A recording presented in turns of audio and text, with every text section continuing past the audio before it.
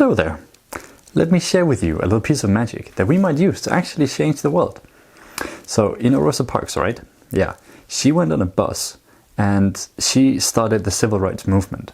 And the thing that we've often not been told about the story that she shared later on is that part of her inspiration is that before she had gone to a folk high school in the US. Now, it's not a normal high school, it's the Danish model where you go and you live. The thing is, at this place she experienced true equality because they lived by principles of this. So she would sit and eat and dine and be in class alongside white folk. She experienced that, holy damn, this can actually be real. This can actually exist. I've experienced it. And that is what gave her the strength and the courage to not get up from her seat on that bus. Another person who was essential to that movement was Martin Luther King, and he went on the same damn school. He said that's been a big inspiration for him. They both said so. Now that is incredible. What's even more incredible is that you look at Scandinavia. Often people say, oh wow, Scandinavia, they're doing so well, they're doing all the things right. There's a big piece of that are because of these kinds of schools. They started when the Industrial Revolution started, and they were called a school for life. And the idea was that you would go here to learn the kinds of skills that you would need to actually step properly into life as an adult. It's only 1 year, but holy my, was it powerful. It helped the Danish and the Norwegian and the Swedish societies transition from monarchy and farming into an industrial, democratic society, peacefully and well. And we're still some of the best societies we have today, with the highest trust, highest welfare, free education, free healthcare.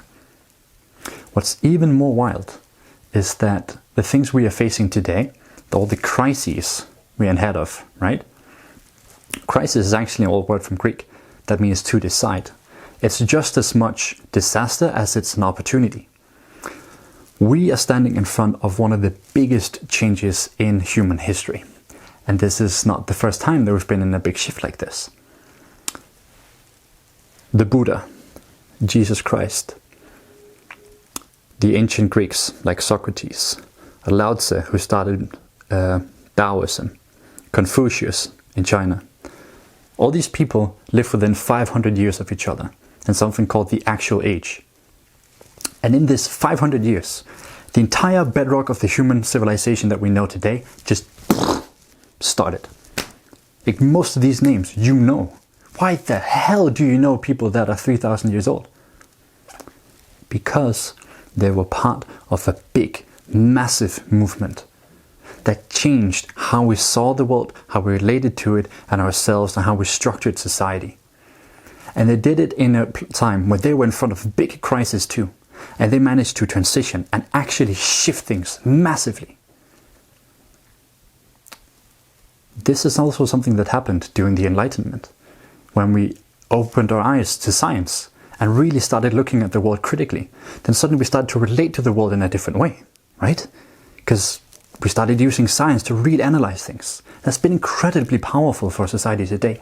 But we're more and more seeing that it might give us answers to questions, but it doesn't help us find purpose or meaning in life or ask why we're here. So the thing is, we need something new. Some people think that we're going into a second actual age right now because of all the things we're facing. And you know what might be a really powerful model for this? The folk high schools that have helped transform societies before in Scandinavia, that have transformed individuals like Rosa Parks and Martin Luther King. And you know what? These schools for life, they still exist and they're amazing and they're incredible. But they're not really built that much for the modern daily life and age anymore. So what I hope and what I want you to be part of is, can we create an experiment with new models, new ways of building a school like this that's deeply transformative and helps people find different ways of relating to the world and to each other and to ourselves and see things differently, so we can fundamentally change how we relate and the structures that we've built so that they prosper us and a society, so that we together can actually transition into something that might be a much more beautiful place than the bleak future we're looking at right now.